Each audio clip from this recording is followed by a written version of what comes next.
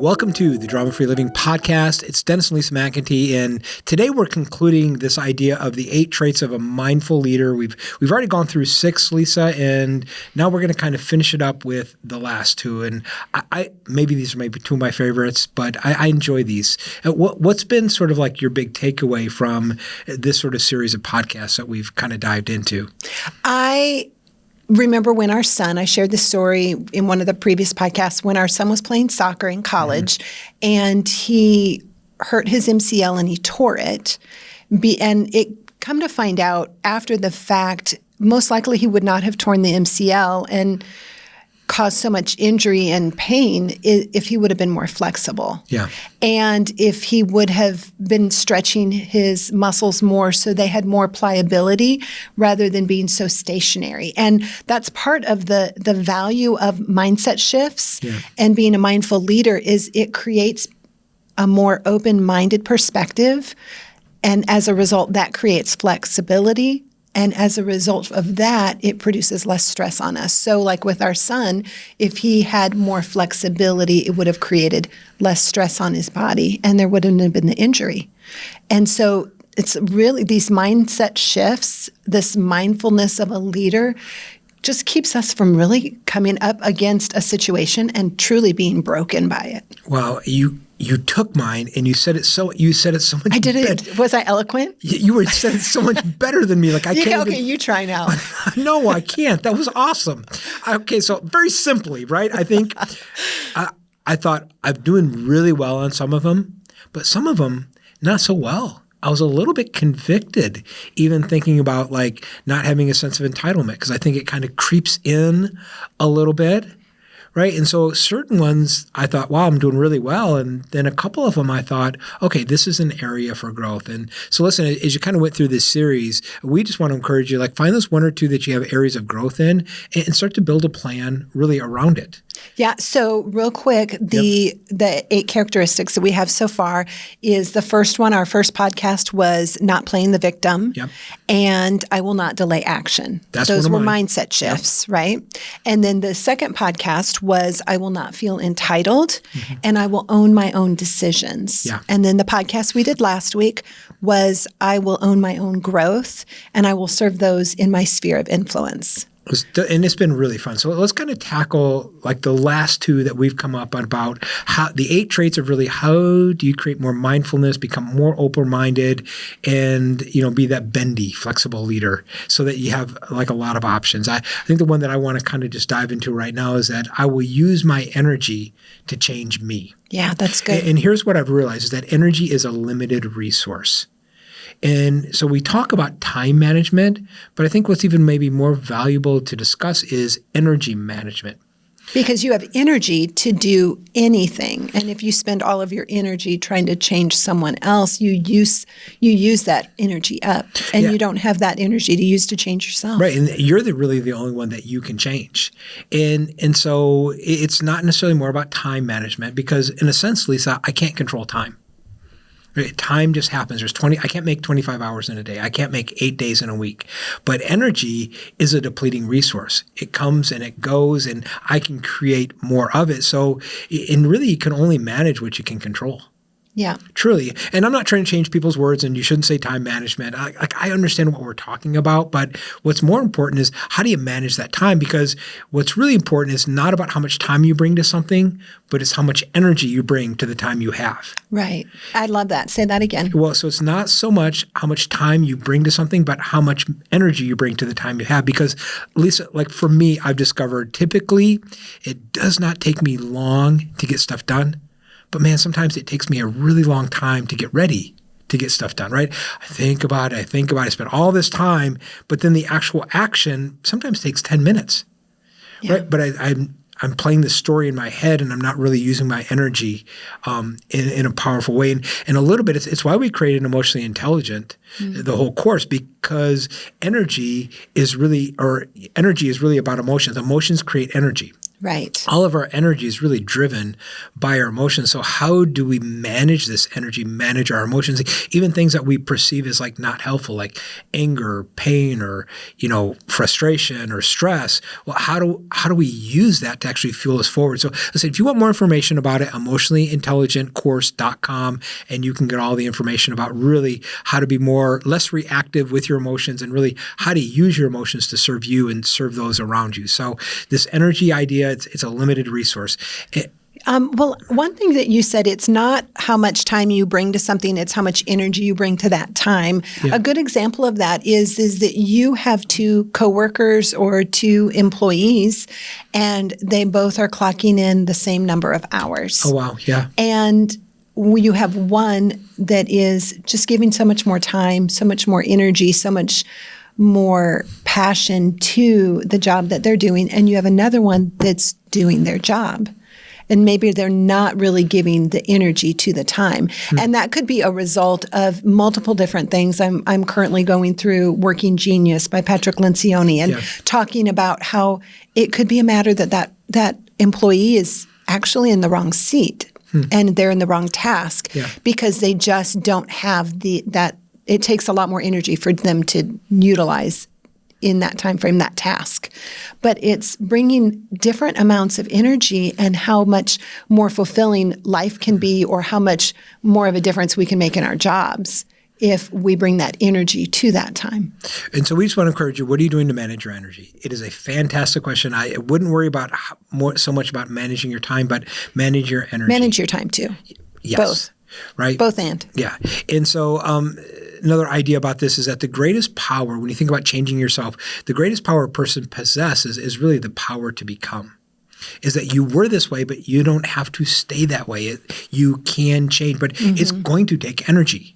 It's not just, it's like, Ben Hardy wrote the great book, Willpower on Willpower. Right? And it's this whole idea that willpower is a depleting resource. And so, really knowing how and when willpower shows up and using it to your best. And I think sometimes like not focusing on things you can't control.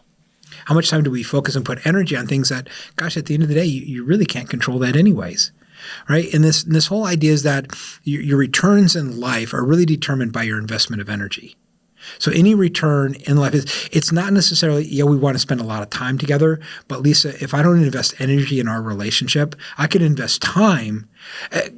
Because listen, we've had these conversations before, is that it could be, in the evening, but if I've spent all of my energy right, with clients and, at work, and I come back to the house and I have no energy for you, you feel that.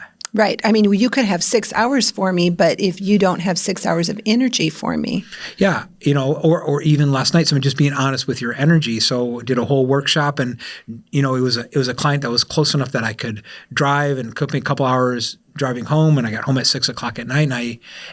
But I pre-framed it. I let you know I have no energy tonight. Just this is the reality. But if you came with the expectation of like, well, hey, he's home at 6 o'clock. Let's go shopping. Let's go do this.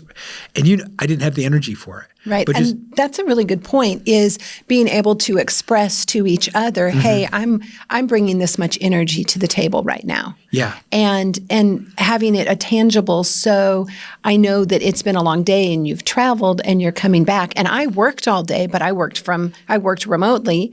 Yeah. I didn't have that travel and I wasn't necessarily on my feet, but knowing you had maybe 10% energy. I didn't have that.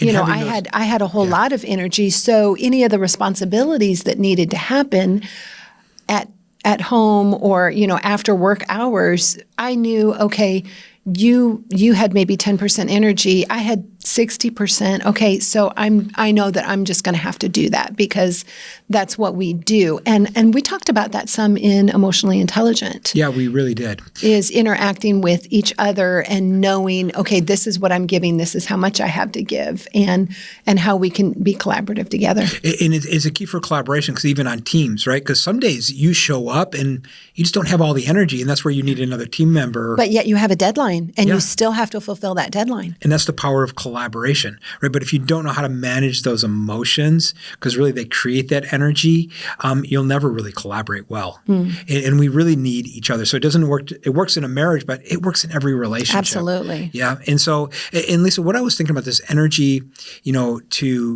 to sort of use your energy to change is that complaining is a form of energy. Just like creativity is a form of energy, some people get this energy and they use this energy to create. And it's really using energy in a very unproductive way. Because I typically complain about things that I can't control.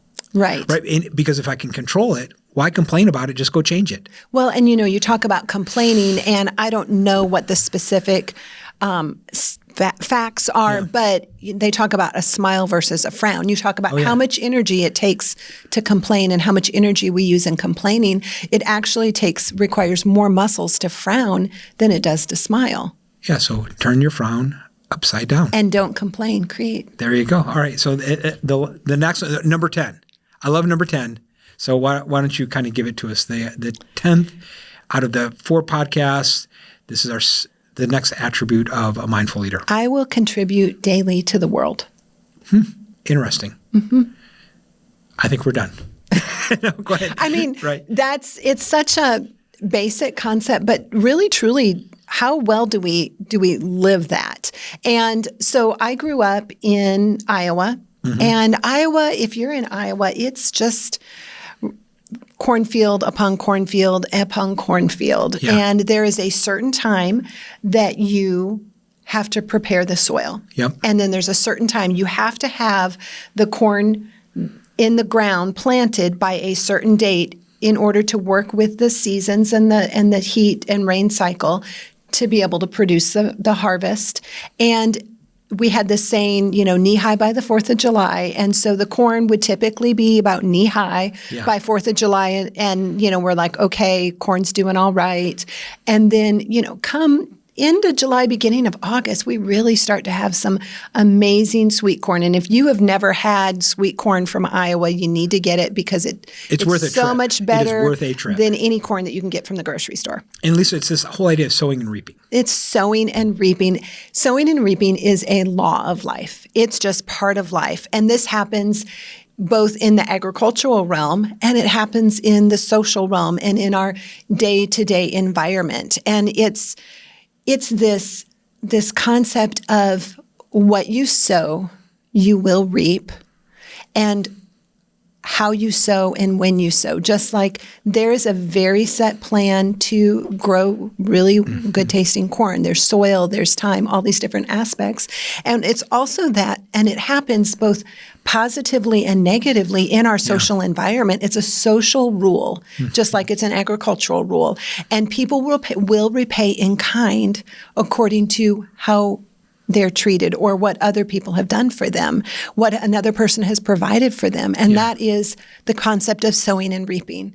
And, whether you are in an agrarian society or not, it's just a principle. And so how I treat you today, I'm going to reap it tomorrow. Yeah. How I treat my higher up today, I'm going to reap tomorrow. Yeah. Or even the person on the street, how we interact with each other, it's a principle of life. And so contributing daily to the world in a positive way is just going to help produce and reap positive benefits in our lives. Now, that's not why we do it, because I want to have all these positive things happen. We do it because we just want to be productive members of society. And it's also nice to have good things happen back to us. And for people, when they think of us, they think, man, they were just really kind.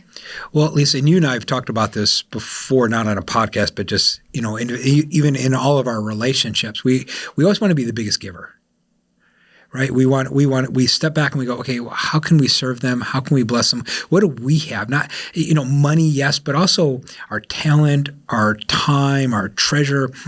All of these things, how can we be the biggest giver in that relationship? Because we know it's going to come back to us. Right. Now, I know what's interesting, and this continues to challenge me, is that as you become a big givers like to hang out with you. Yeah. Right? People that are generous, they want to hang out with you. And we get around some really big givers and I think, wow, that's just going to really up my giving. Yeah. How else can I, give more of my resources and, my ideas and my creativity? How can I bless more people? And so I think a great question to kind of ask every day is like, hey, who can I bless today? Right. And sometimes it's just an encouraging text. I've started just to send out encouraging texts. I just think, who has really blessed me? And how can I step back and just really be grateful for that? And then look out and who can I serve? And the best way sometimes, Lisa, because sometimes I even talked about this at a meeting in Oklahoma City. And what I told the particular vendors there is that, yes, you serve people with your products. And so you tell me, oh, yeah, we serve them because it doesn't. But what can you give that you get no return from? Hey, what can you give that, hey, there's not anything coming back to you? And that's almost sometimes the healthiest, right? Because it just keeps me in that healthy space. I'm not giving to get. Yes, I get. Yes, I receive. But you just give, just forgive, because because it is more blessed to give. That's right? amazing. It is a big. It's a bigger blessing.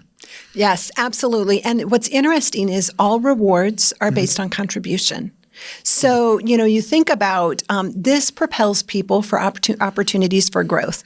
A good example is a writer, an author, right? Okay, so they write, they work hard at their craft, and then eventually they get so good and they create such an amazing piece that they become a Pulitzer Prize winner. Or they become the author that every time they write a book, you buy their book. Absolutely. I have an author like that. You have an author like that. Should we go and say their names? And you can if you'd like. Okay, so John Grisham, buy every book that he writes. I'm waiting for his new one coming up. So we'll put it in the podcast notes. Yours is? I enjoy Robin Carr, but I have so many authors that I really enjoy. Emily Henry is one of my recent favorites. But anyway. We digress. Yes. Always send us down rabbit holes. But all rewards are based on contributions. Yeah. And so once you contribute in such a huge manner as an author, then you are awarded this Pulitzer Prize. This is an honor. Yeah. And that's just a simplistic example of all rewards are based on contribution. How much you have contributed is based on how you're rewarded. And it's essentially another way of saying sowing and reaping. Well, Lisa, could we say then this is true? If you want bigger rewards, you have to make a bigger contribution? Yes. Right. I mean, we'd say that. And so let's think about this. Like, if I'm not happy with the rewards I'm getting, should I get mad about the rewards? Or should I step back and ask myself, how can I make a bigger contribution? Yeah. And sometimes it's a bigger contribution in another arena. Right. Right. And this is anything from kindness to time to resources to it's a law of life. Works at every arena. It doesn't matter. Yes, it doesn't matter what facet of life. It's true, because if you walk in and you aren't giving kindness to other people, then honestly, they're not going to be kind to you. I'm not unless they are just determined that they're going to give kindness no matter what. Yeah, that's a great thought. Yeah. So the other thing is the reason, one of the aspects of I contribute daily to the world is I have to live with me. I have to live with me. And honestly, and this is what we just kind of mentioned. It's like if someone reacts in a negative way, I have the option and the opportunity of how I'm going to respond. Right. Just because they're like negative does not mean I have to be negative. Just because they're mean does not mean I have to be mean. Absolutely. And really, that's why we created Emotionally Intelligent.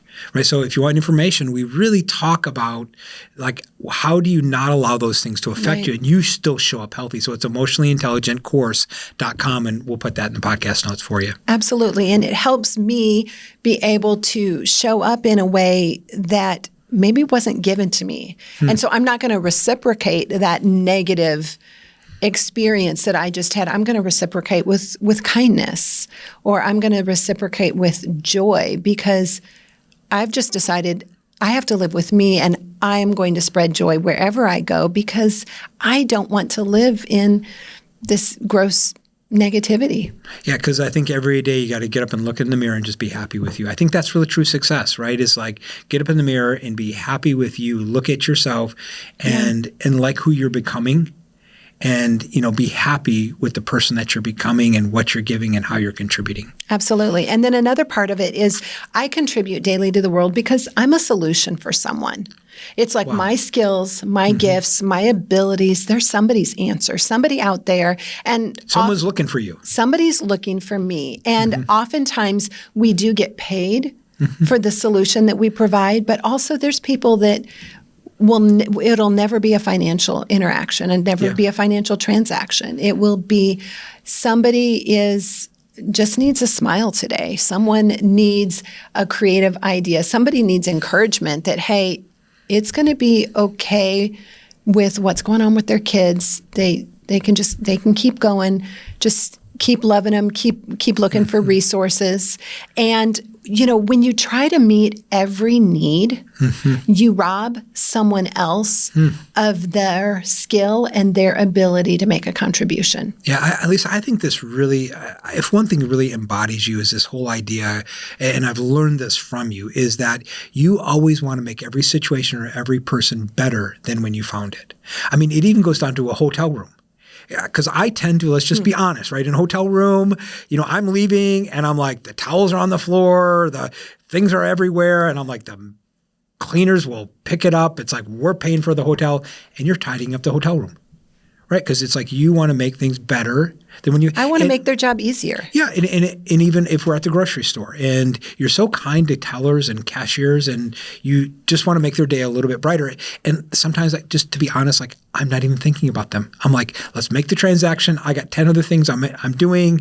I'm embarrassed to even say that a little bit, right? Not that I'm mean to them, but I just don't think about it. But you are so amazing at that, at really you always leave a person or a situation or a circumstance or a resource, you leave it better than you found it. And that's a high priority for me in life. I mean, I go into every situation thinking, how can I make this situation better? Or how can I make this person better? And that's a way that you contribute to the world. And that is one of my talents or skills or abilities that I contribute to the world. You, on the other hand, you always have incredible ideas. I may not have the ideas, but you always have incredible ideas or connections, knowing different people. A good example is we have some friends of ours that their house unfortunately just burned down, it was an incredibly sad thing. Yeah. And they were just devastated. They've got 2 young kids and their house burned down and they lost absolutely everything. And so different people have pitched in to help out because this family have been just huge blessings to a lot of people. Yeah. And so one way that we knew that we could help out and we could contribute is we could spread the GoFundMe page out to the different people that we know, and maybe they know someone that knows somebody, or the different connections that we had with them. And that's a way because we're connectors. You're a connector. Well, and they were in a roundtable group, and we sent out this text message thread and said, "Hey, you know this family, you know this couple. We just want to make you aware." And money started pouring in from those relationships, and it was a way. Yes, gave money and all us personally, but it was a way for us to even use a resource of relationships to spread that word. Absolutely. And I will get permission from this family, but if they give us permission, we'll even put their GoFundMe page in the show notes. I was just going to think Were that. Were you? Yes. Oh, good job. Because yeah, let's do that. Because to lose absolutely everything, and they had just built this house. This had been a 5-year project that they had been working on, and it was absolutely devastating. Yeah. But we know other people that are jumping in, and someone came and they bought the kids clothes, and someone else came and they bought her some clothes. Yeah. And I know there's different people as far as in construction that will be helping at some point. And that's not us.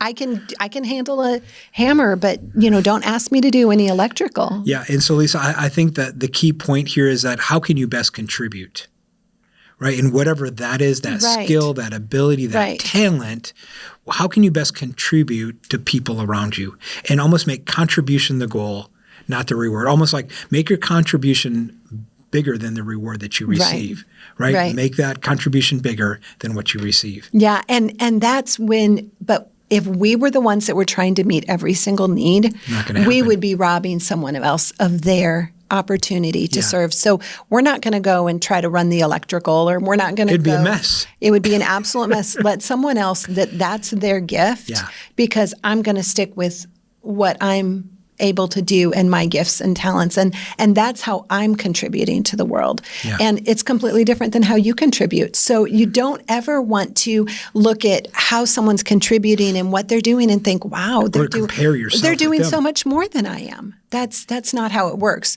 We each have our own little part to play. Yeah, it's like use what you can to do what you can. Wow, I like that. I don't know, just came up with that. Okay, so use what you can to do what you can. There you go, wisdom from Dennis. Okay, Lisa, we're about done. I'm kind of thinking, for me, my takeaway is I really got to step back and look at my energy and manage my energy better. And even during the work day, is how do I I'm just thinking, how do I take a quick 10-minute break and take a walk or eat an apple, or what are those things during the day that I can use to replenish my energy? Just a personal example, I just left my therapist this morning, right? We still both have a therapist because we're still working on ourselves. And the question, and I said, hey, we just had this, encounter, and 30 minutes from now, I've got to go into this meeting. And he said, well, what can you do to replenish yourself in the next 15 minutes before you walk into that meeting? And I said, well, I can go eat a burrito. I'm hungry. I can just step and just eat a burrito. And so I made sure I just a breakfast burrito, burrito. Egg yeah, right. And, not like a right. I see, eat Mexican. That's what. No, but that could replenish you. Right. Could fuel you. But I realized it's I just need to step back and just fuel myself, fuel my energy, so I can step in to this next meeting. So really getting conscious of my energy. What about you as a takeaway for you? I think it's fascinating how sowing and reaping is a law. It's a law of the world. It's a law of our social, agrarian and non-agrarian. It doesn't matter. It's sowing and reaping. But that doesn't mean that each of us sows in the same manner. That doesn't mean that each of us has the same thing to contribute. We all have our own special gifts and talents, and they're the things which you were talking about, managing energy. Yeah. There are things that I can give that require actually very little energy from me because it's just part of who I am. Yeah. And there are things that you can give and they actually require very little ideas and connections, connecting people. That requires very little of your energy, but yet it's a huge gift. It would take so much energy for me to think of ideas and connecting people. It's almost like energy giving. It's like your gifts become energy giving. So so don't discount how you're contributing because it seems easy. That means it's the way you could contribute. It's super valuable. Yeah, this has been fun, Lisa. 8 traits of being a mindful leader. Listen, if you need help managing your energy, the entire course, Emotionally Intelligent, that really dives deep in how emotions fuel energy and then how to manage those emotions. So that's a resource for you. We'll put some of the other notes in the podcast. And the course is emotionallyintelligentcourse.com. There you go. Okay, it's been fun. We'll see you next time on the Drama Free Living Podcast.